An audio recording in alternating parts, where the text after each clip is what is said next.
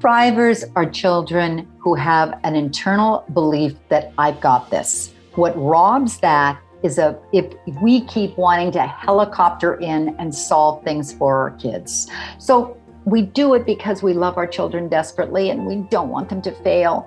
But the big picture is if we keep stepping in, we've curtailed their ability to handle life. That was Dr. Michele Borba, and you're listening to episode 287 of the Building Psychological Strength podcast, where we uncover the information, tools, and techniques to turn our mind into our most valuable asset.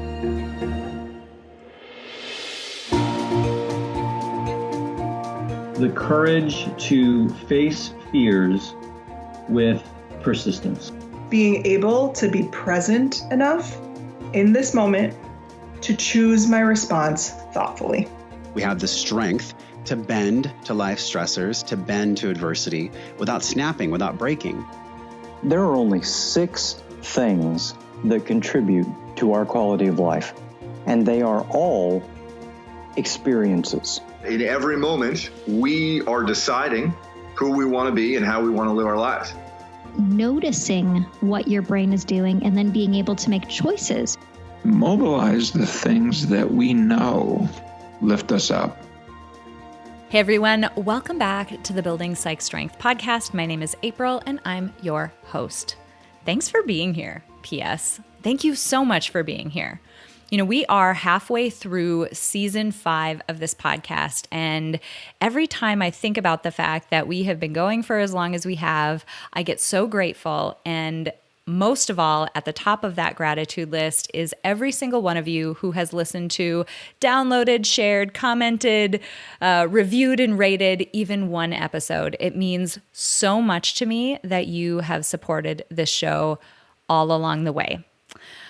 I want to read something that was so wonderful to see on Apple Podcasts. It's a review that we got that I just love one nuance of this review. So let me read the review and then I'm going to tell you what I love about it. It says, "This podcast is what the world needs. It's a must listen. Society still focuses on mental health predominantly from a deficit or illness perspective instead of a lens of wellness or strength. I love that this podcast turns that model on its head. Building psychological strength truly benefits everyone in all aspects of their lives." Okay, 2 things that I think is amazing about this review.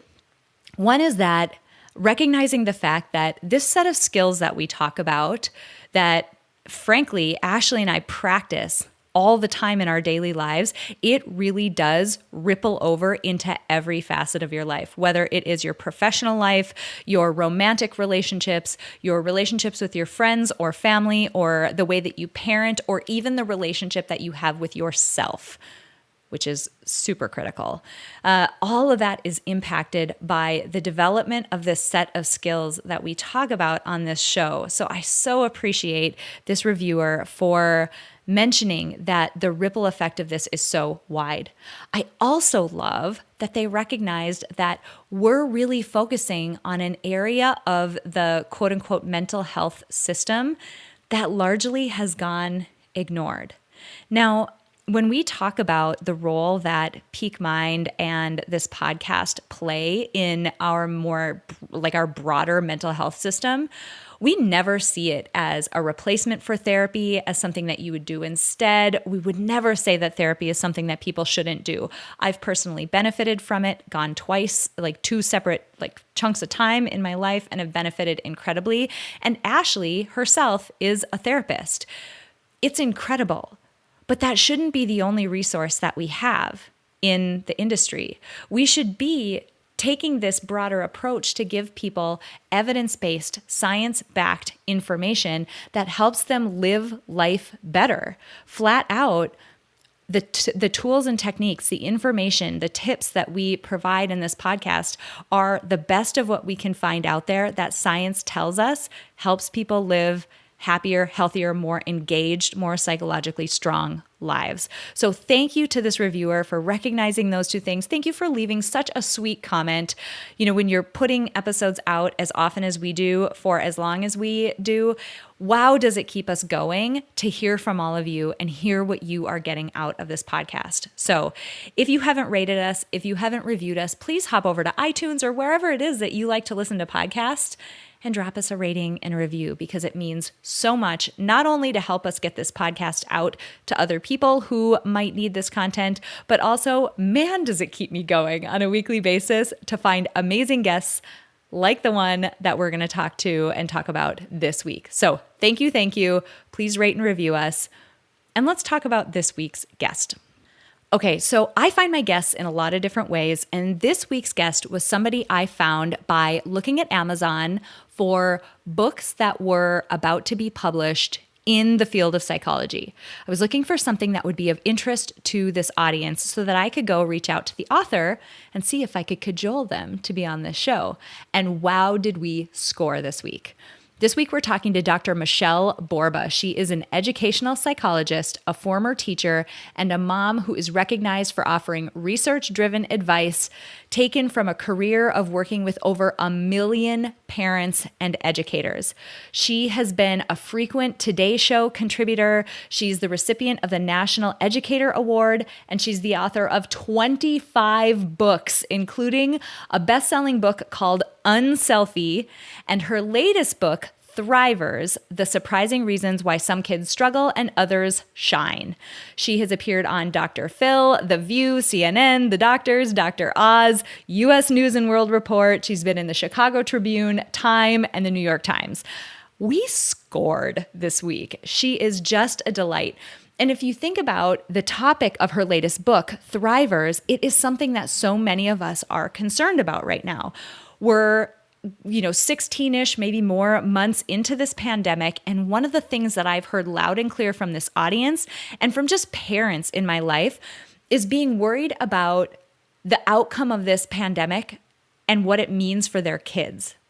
How do we help kids be resilient through adversity? Because yes, the pandemic is a very strange thing to have happened, right? It doesn't happen all the time, but adversity happens all the time in life. There's no escaping it. So using this as an example, how do we help kids develop the skills they need in order to thrive, live engaged, full lives that, they truly enjoy? And that's why I was so excited and was so over the moon when, Dr. Borba decided to come on the show. Her book is absolutely incredible. It is jam-packed with data-backed, research proven out skills that you can teach kids to help them become thrivers. You'll hear about it in this interview. I was talking to Michele about, okay, how is it that you came up with this set of skills? Because she's got, this notion of thrivers and then a bunch of skills that fall underneath it. And she said, well, I went to the research, I went to the data and the evidence, I found all of the research papers that I could find, and I started looking at what are the skills and abilities that you need in order to thrive. And then I only kept the ones that you could actually learn. So what she's talking about in this book are things that we can teach our kids. And the way that she presents this information is not like, okay, here's your second full-time job, go teach your kids to be thrivers. It's very approachable and very doable within the context of our modern busy lives. So selfishly, man, was I excited when she said yes to come on the show. But I know that you are absolutely going to love this interview with her as well. So without further ado, let's dive in and let's hear from Dr. Michele Borba. Well, Dr. Michele Borba, I'm so excited that you're joining us today because selfishly, we are talking about a topic that I really want to talk about, but I know my audience will too. So thanks so much for being here. Oh, I have been looking forward to this for so long. We are on the same plane, girl. Amazing. Okay. So you wrote this incredible book that, so I guess for my audience, just to give you a little background, I find my guests in a lot of different places. And one sneaky way that I find guests is I go on Amazon and I find books in this genre that either have just been published or are about to be published. And I go stalk the author online, especially if it's something that is exciting as your book, which is called Thrivers, The Surprising Reasons of Why Some Kids Struggle and Others shine. Why? I'm interested in this book, but what is it that made you write this book? What is it that got you excited about this topic, particularly now? Oh, April, it's a multitude of things that just slammed together that I said, I have to do this. I think one was a reoccurring statistic that was really troubling me. And I was seeing it about 5 years ago that 1 in 5 American kids was going to suffer from a mental health disorder. Every stat is saying the same thing. By the way, I've worked on 23 countries. I've never seen such dismal stats as American ones. Second one, I started talking to kids. I said, if this is this bad, I mean, all the experts were confirming it, and the CDC and the AMA were saying, yep, that's the stat. So I started interviewing kids one-on-one, about 100 of them, and I was really shaken because they began to tell me, quite honestly, yeah, we are the most stressed out generation, but nobody's taking it seriously. Our friends are hurting. Yeah, we're very good on the GPAs, but it seems like we're being raised as products, test scores, and we're missing the human stuff. So somebody needs to put a guide together. That was my whoa moment. And it confirmed every part of what we do know about resilience, that resilience is learned. It's not one trait. It's not a program. And when I started looking at most of our parenting things that are out there, or our parenting toolkits, or every single parenting book out there, resilience really wasn't shared in a science-backed way that we were going to get the results we needed. You just hit on such an important point right there. And this is literally one of the reasons for being for this podcast, because if you've ever walked into a Barnes and Noble bookstore, especially in the nonfiction section, I guess in the nonfiction section, that doesn't make sense to say especially, but in the nonfiction section, you're walking around and it's really difficult to discern which books have evidence backing them, which ones are going to be effective, and which ones just appear as though you should take them seriously. So I love that you mentioned that a lot of these books, I mean, they're somebody's hypothesis that hasn't been tested. They're one person's experience that hasn't been translated to other people and validated. It's difficult to find good information, which is why I love reaching out to people like you who have done the work to go and validate and figure out what really works. Thank you. Thank you. I think the first thing is pick up any book and flip to the back and make sure there's something called footnotes. Is it research-based? Yes. Are there actual studies that have been cited?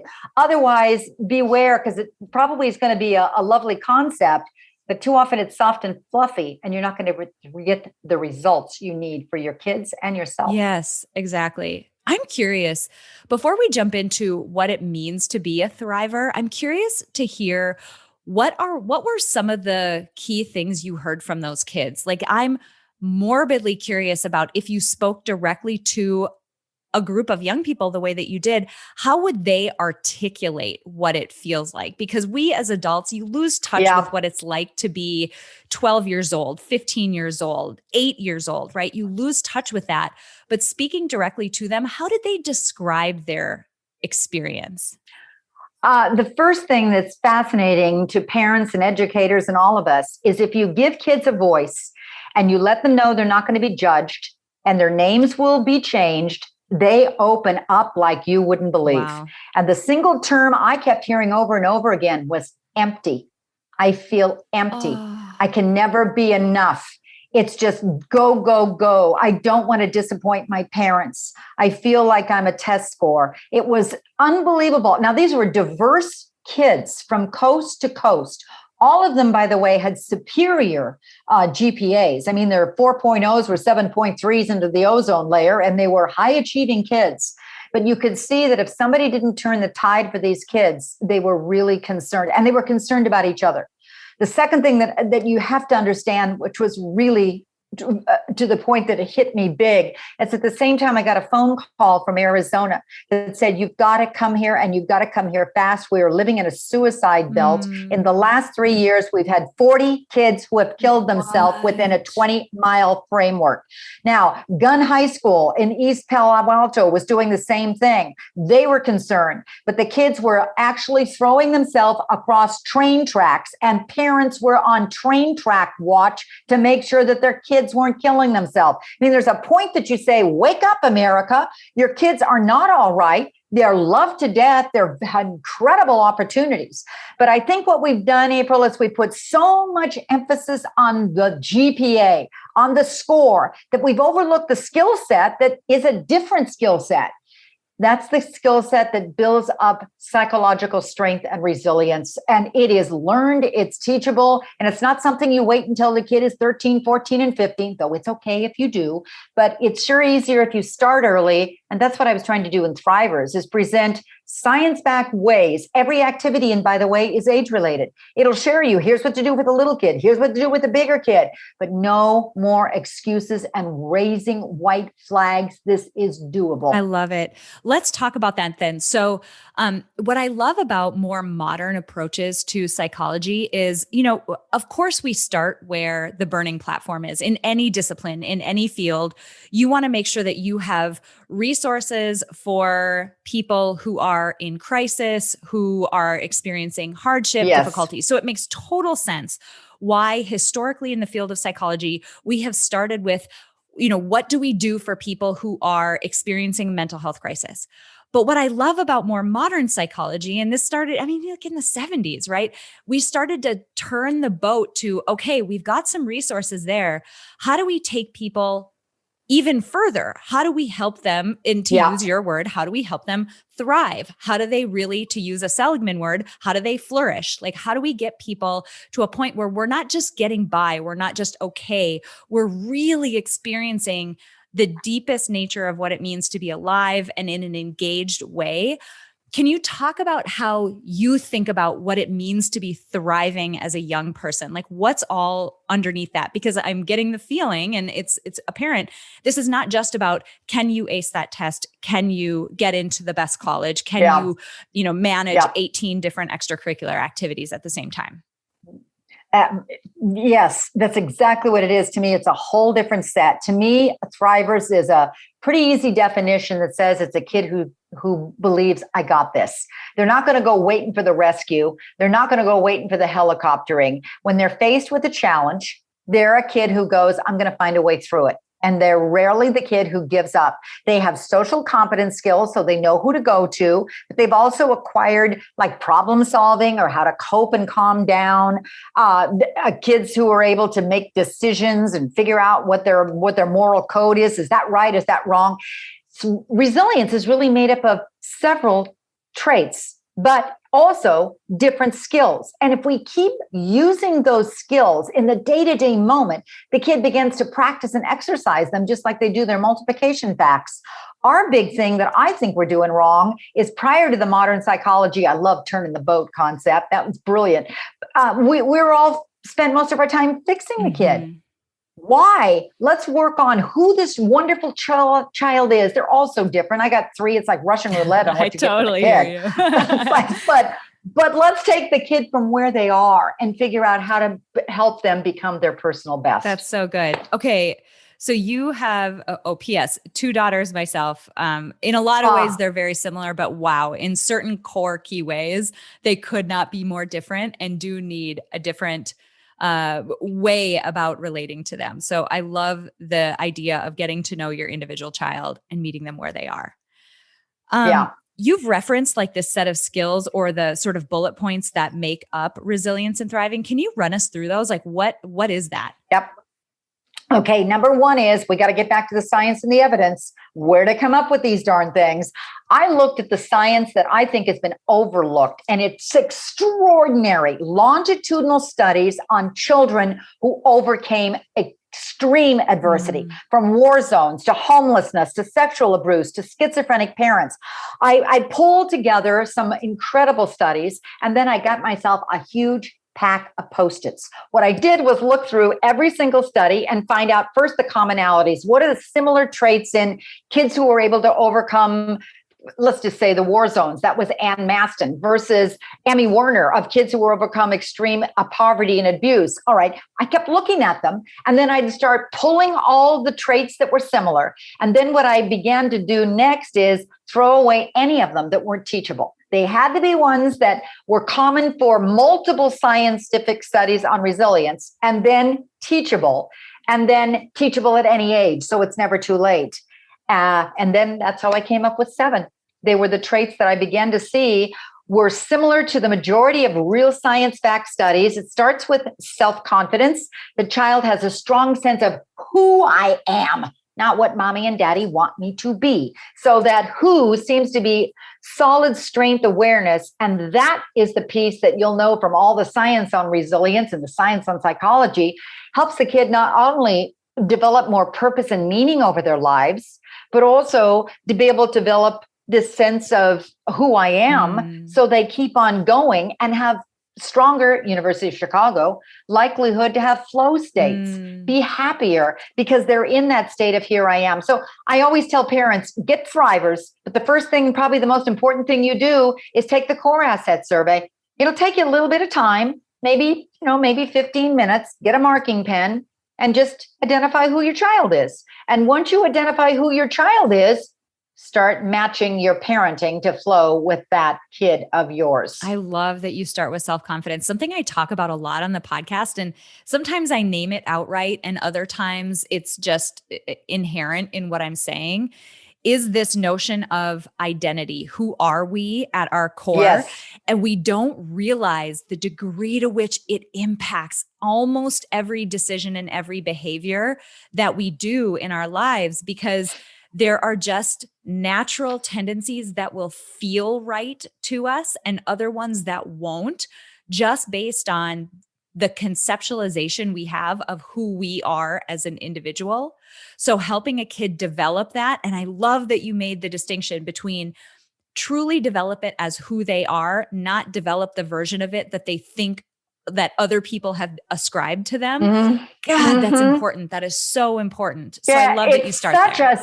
Oh, thank you for so much, because that's such a simple little flip. And I think the other thing that we've got to keep in mind that I was just mesmerized with, I was so excited by this piece, is that I discovered as I was just looking at all of these traits, that ordinary things that we can help our kids acquire can make extraordinary differences when push comes to shove. For instance, self-confidence. One of the highly correlated traits of a real self-confidence kid who decompresses and can get through life is they have hobbies. They go to the hobbies. Like, I don't care if it's woodworking or knitting or music. I asked each kid, what are your hobbies? And they sat there looking at me dumbfounded. Who's got time for a hobby? Because they were so overloaded with activities. But now we've got a pandemic of 16 months, and it's the perfect time to start introducing your child to a love that they actually will be highly likely to use the rest of their lives. Yeah. My grandmother taught me knitting when I was a kid. When I'm really stressed, I go to knitting because I remember it being so laid back, and there I was. And here, another Natalie said, it's music. I said, really? What did you discover? She said, I didn't realize that was so much of who I was until my mom started putting music on at the house. But I began to realize some of it resonated and some of it didn't. So I created my own playlist of what helps me. I said, what does help you, Natalie? She said, Mozart. I said, really? She says, believe it or not, I never thought it would be Mozart. I said, it really helps calm me. I said, so what happens when you do something wonderful? She says, oh, I got that covered too. It's Elton John, I'm Still Standing. And I start pulsing around the house. I'm going, oh, Natalie, that's so cool. She said, yeah, I'm so glad I know what works for me. That's so good. Okay. So self-confidence, that feels like a foundational piece. What else?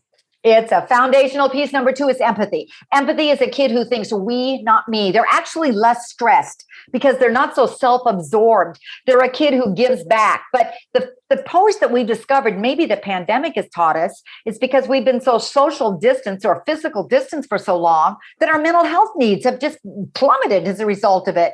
Because we haven't had the relationships. Our kids are craving relationships. But even prior to the pandemic, they said they don't know how to read each other as well because they're so used to looking down at a screen and not up at a face. So maybe the first thing is start reconnecting face to face. Sure, you can still use that digital device, but Zoom with grandma or FaceTime with your friend. And always look at the color of the eyes when you're talking. It sounds so simple, but it's the gateway to empathy. And then you can start going through the more higher correlated skills that boost empathy. The beginning is just knowing the kid exists. Yeah.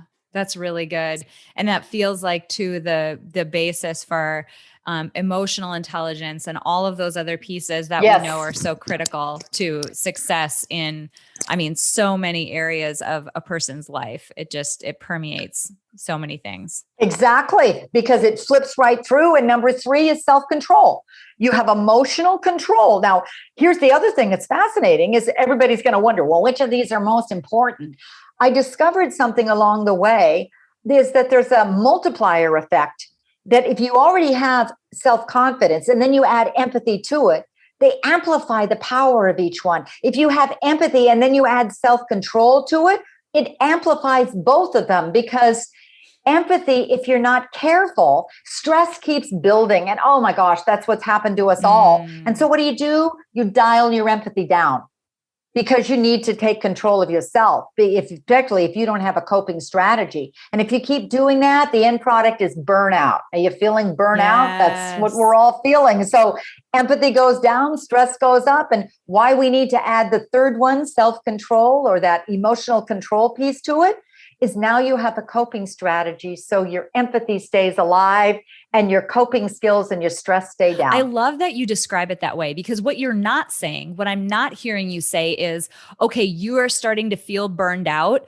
so pretend you're okay and continue on and persist. Instead, what you're saying is have a coping strategy, have a way to, we talk about in some of our programs in Peak Mind, we talk about having like a tank. It's a tank that has a finite, it can only hold a finite amount of stress. And as stress is building up, you only have so much capacity for it. So if you're not letting it out somewhere, if you don't have a strategy for getting rid of some of it, you can't keep pouring into it. That white knuckle approach that sometimes we feel like we have to take, it doesn't work. So I love that you're describing it in the sense of a coping strategy, because that lets people start to flirt with the idea that maybe I can take care of myself so that I'm able to do some of these other pieces that you're talking about.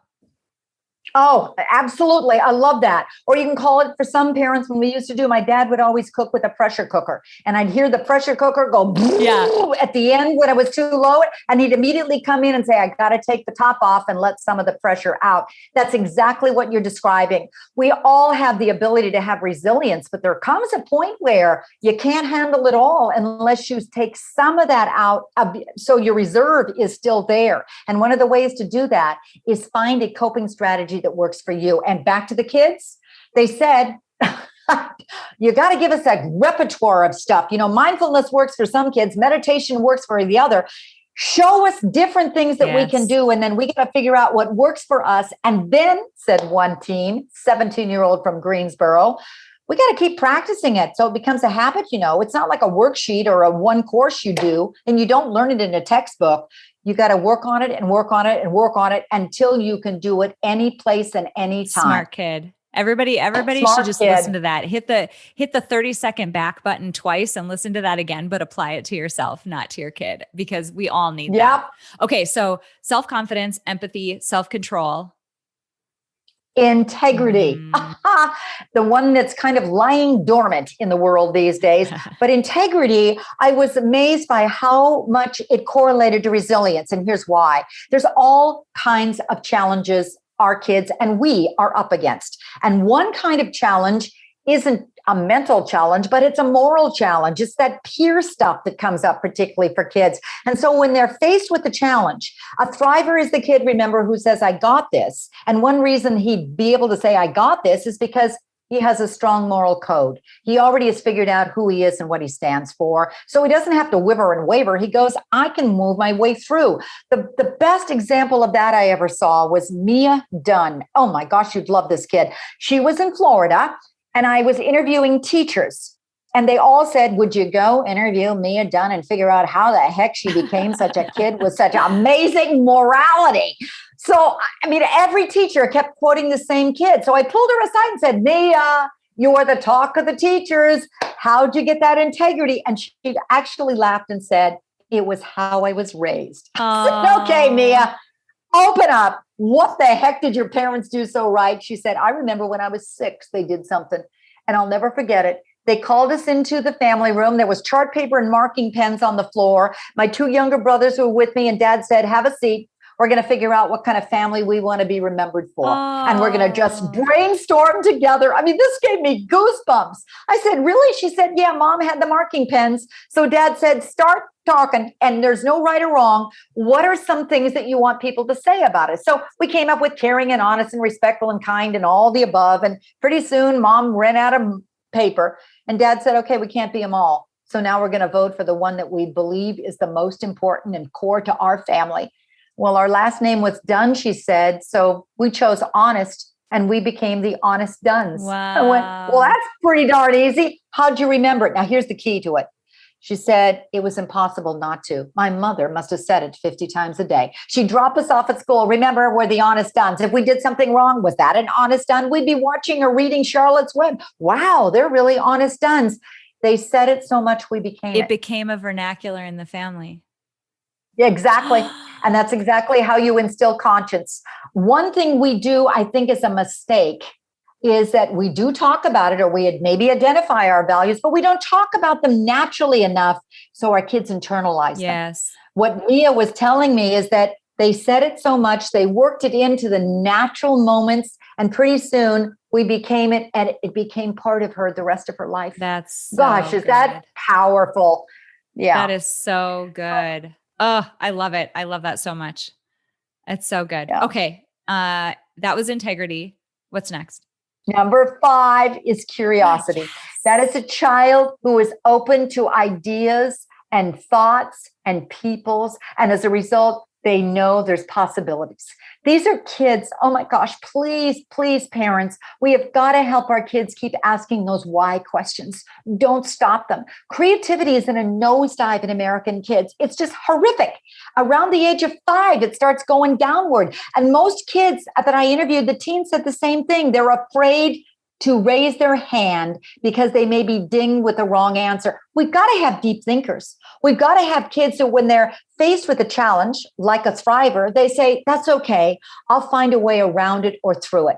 And the best way, the quickest way to rob resilience is to always solve your kids' problems for them. So the moment they come running in with a problem, sit them down and say, thank you for telling Mommy what was bugging you. Now let's start brainstorming and find a way to anything in your brain to solve it.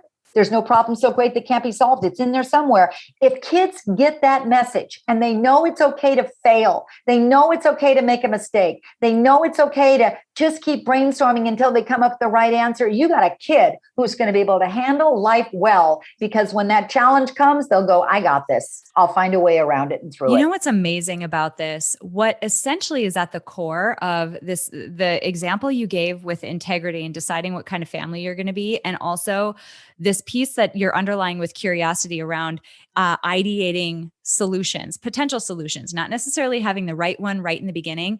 There's so much of an overlap with the field of life design. So life design around, using design thinking, on people's lives. And what it made me think about is I was literally looking at this the other day. There is this big, placard or giant picture thing that hangs in the Stanford Design School in the life design area that says nothing is a mistake.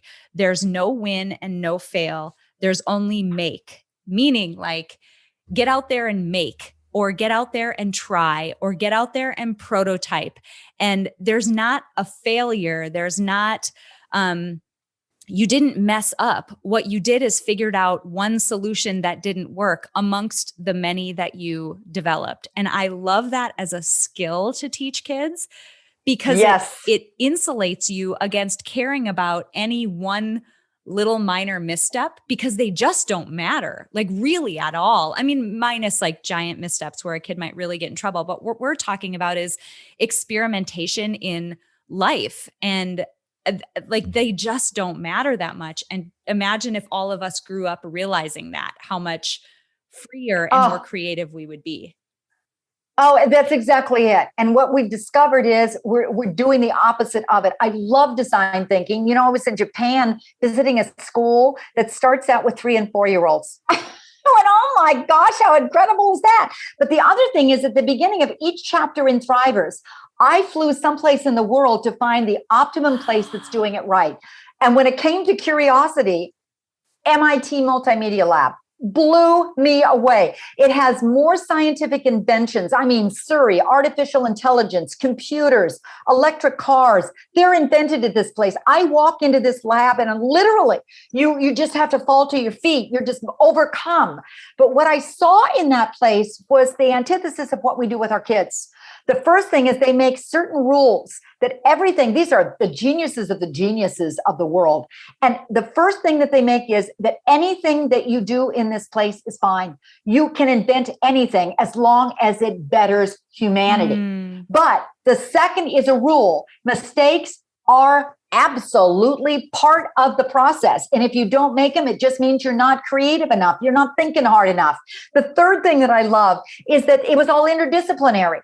It wasn't rows of sitting kids in classroom, rows, or here's just the math class. There was mathematicians working with musicians, working with neuroscientists, working with educators, and they were all thinking the same things together, working on a plan. And the best part of, can you imagine, these are 20, 30, 40-year-olds in a place called Lifelong Kindergarten, part of MIT Multimedia Lab. They were all sitting on the floor with Legos, building Legos. I said, what are you all doing? They said, it helps us think. You got to be more playful when you're thinking some deep thoughts. So we're just building as we're figuring out how to solve the problems of the world. That's so cool. It reminds me of this book. Dave Epstein wrote this book called Range, Why Generalists Triumph in a Specialized World. And it's, you get people who have a little bit of experience in maybe applied mathematics, and they've got some experience in art, and they've got some experience in design, and maybe they've played an instrument, and maybe they know how to code.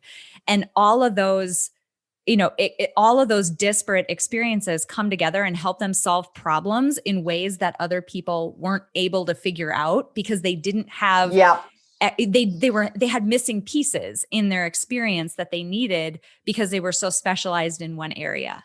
I just think that's so powerful, especially in a modern day when our problems are not straightforward anymore. The problems we need our kids to solve for, future economy, future advancement, all of that, they're complex problems that, they're not so easily solved anymore. And we need them to be creative. Yeah. Oh, I love that you thought. And, it's so simple. I'm sitting here with my 2-year-old grandson, who's the most creative thing I've ever seen in the world. You give him a leaf, you get him a caterpillar, you give him the clouds.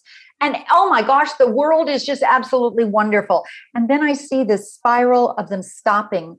And we just have to keep it open because that's the kind of kids our world needs, is the open to ideas and people kind of child. Yeah. So keep letting kids ask those questions. And you don't need to have the answer. You just say, thanks for asking. Let's go figure it out. That's so good. And that hits on, that's so good. Okay. So that was curiosity. Well, then comes perseverance.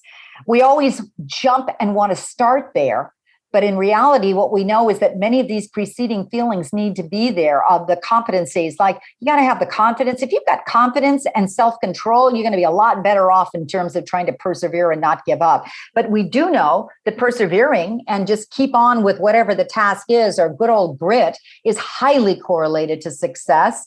But it's also made up of skills and habits. So the first thing in terms of perseverance is when your child does make the mistake, just say, so let them fail. But what are you going to do differently next time is the key question. I always tell parents, the other thing is, so many kids are so worried about failing. They're so paralyzed with it. My first music teacher was horrible. His name was Mr. White. What he did was, I hope he is, because man, it's payback time. He made me not love piano.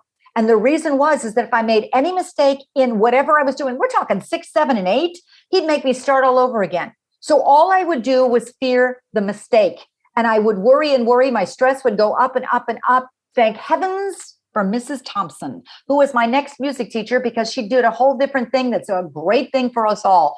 She said, Michelle, let's just figure out what your one little stumbler is. Let's identify the one little chord, and let's keep practicing that one little thing over and over and over. Oh, you got it, Michelle. Let's start at the beginning. Oh my gosh, my stress would go down and I began to love music. It's exactly what a really good coach does. They never say you're kicking that ball wrong, so stop and give up. They said, let's rewind that video. Oh, your foot's going the wrong way. So let's practice that one little part. If the kids realize it's the effort you put into it creates the outcome of the success afterwards, it's that repeated practice, they begin to get what every thriver also has, is agency. They don't wait for somebody to control them. They've got this self-efficacy that Bandura told us about years back when, but agency is the skills and the habits to help the child learn, I've got it. I can figure out the control element. So old Carol Dweck would tell us, stop emphasizing the end product, what you get. How many did you get right? Instead, keep emphasizing, yeah, yesterday you were here, today you're here. Stress the gain.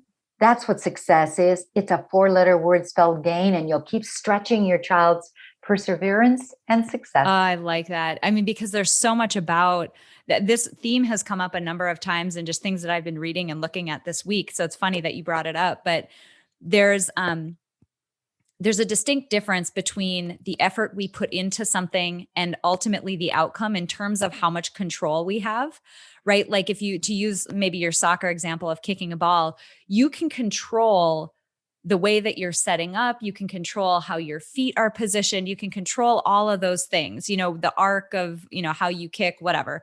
But you can't control if another team, someone from the opposing team is seeing you run up and they're getting into position to go block your ball. You can't control like what happens to that ball when it leaves your foot. You don't have control over. And so many times we force people to focus on the outcome of that action to the point that it keeps you from acting in future situations, which there's no learning there. There's no growth there. You can't ever get better at anything if you're just so concerned with the part of the process that you have so very little control over. And that's the part that's keeping you from doing anything. Oh, yes. That's so good. That is so good. Yeah. Again, we are in sync. But notice something. It's ordinary, simple little things that science says will make big, extraordinary differences if we just keep doing the same little thing. Mm-hmm. It's switching our behaviors and what we reinforce with our kids, what we praise with our child, how to reframe a mistake as to a stumbler. And let's work on not the whole thing. Don't let the whole math page bother you. Let's just work at the one little thing that's bothering you. Okay, now you can move on. I like it. Okay, so we've got self-confidence, empathy, self-control, integrity, curiosity, perseverance. What's the last one? Hope. Amazing. Optimism. Amazing. It's keeping the possibilities alive. It doesn't mean we're raising Pollyannas, but it means we've got a kid that can keep that pessimism from eroding their thought process, that pessimism becoming permanent, so that they can counter it. There's so many simple little things by being a worry catcher, of learning to catch your worry so that you can counter it by saying, don't go away, worry, don't bother me. Nicknaming the worry like Negative Nelly. Okay, flip it around. So don't worry about it. I'm not going to listen to you. Here's what I'm going to do instead. Creating a mantra in your family. We got this. We'll get through it. And maybe your kid isn't going to be so receptive to it at the beginning, but if you keep saying it over and over again, pretty soon your voice becomes your child's inner voice and they'll start saying it. Christian Bucks. He's in the 2nd grade. Can you imagine? He has such empathy. He was worried about his friends being so lonely out on the playground. So you know what Christian did? He went to his principal and said, we need to put a bench on this playground. Why, Christian? Well, because if you're lonely, you could sit on the bench and then the rest of us would keep looking at the bench. And if we had a friend sitting on the bench, that meant he's lonely, he needs a buddy, and then we could run over and sit down next to him. Well, there's a buddy bench on that school. But the most amazing thing, every place I go in the world, there's buddy benches on schools because other kids said, we need a buddy bench just like that. I mean, there was a buddy bench in Saudi Arabia and Taiwan when I was there visiting. Powers of stories that are inspiring. They'll help kids keep hope alive. And that's what we need. I love that so much. And you can see how that relates to perseverance, right? Like if you feel like something is inevitably going to turn out bad or it's hopeless, like of course you're not going to persevere. But if you have that inherent optimism, that maybe this next shot will be the one. Okay, that wasn't either. Yeah. Maybe this one will be the one. It's so key. And what I love about what you said too is cultivating that inside a family. It makes me think about the self-compassion research around, recognizing how you're feeling, right? If you're in a difficult situation where you're feeling down, maybe something that you didn't go well one time. You recognize that you're feeling down, but it's the second part. It's connecting to a common humanity, realizing that other people in that same circumstance would feel the way that you do. So it's not that there's something wrong with you. It's not that you are weak or whatever for feeling that way. Anybody in that circumstance would feel that way. And by doing this optimism type thing within the context of your family, it taps into that common humanity that, okay, I didn't do well this time. All right, collectively, I understand that people, would feel that way if they were in this situation, but you can also tap that collective in order to turn things around, persevere, to your point, and try again. I just think that's so good. Yeah. Again, it's just, that's what we have to help our kids. And if we help them learn these skills, what I'm really trying to realize that not only are these skills going to help your kid be mentally healthier, get through the challenges of life, and don't go thinking that there aren't going to be some. If we just got through a pandemic, who knows what the next wave is going to be? It's a different kind of a world, but the same skills, here's the real buy-in. The same skills we've been talking about are all highly, highly correlated to helping your child be better in a classroom, a peak performer, learner, a lifelong learner. So it's not either or, it's both. I love it. Okay. So these are all incredible skills. I love that you focused on things that are teachable. We were joking. That's why we call it psychological strength. It's something that you can develop. It's something that you can build over time. It's not something that you just have. And if you don't have it, you can build more of it. So I love that you focused on skills that can be taught and learned. If we talk to parents, and now I'm being super selfish right now because I'm one and I'm really curious of what you're going to say. What if you give us what's one thing you would tell parents that they're maybe doing today, even with good intentions, they're doing it, but you would want them to stop? And then what's one thing that you would really want them to do in order to help their kids develop these skills we're talking about?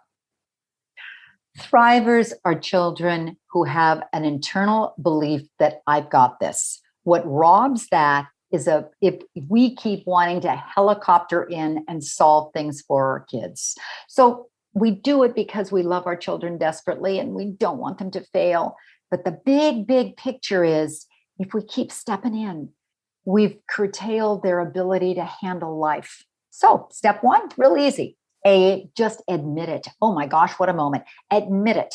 Then take a moment and say, so each week, what's one little new thing that I can help my kid learn? Or each month, maybe it's making the bed. Maybe it's doing a microwave. Maybe it's figuring out how to set up an agenda or an organizer. So you don't keep coming in. The best way is always show the child the skill, show it so he sees you doing it.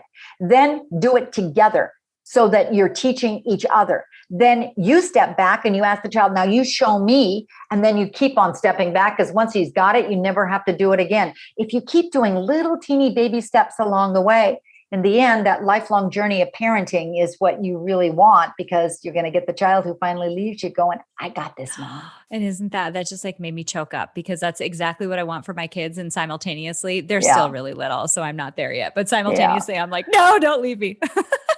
Yeah, I know. Man. It's so hard. It is. This is so good. Yeah. Okay. So you've given us this incredible gift of a new way to think about how we parent and what that outcome could mean for our kids. I'm curious about how you think about being psychologically strong. What does that mean in the context of the work that you've done?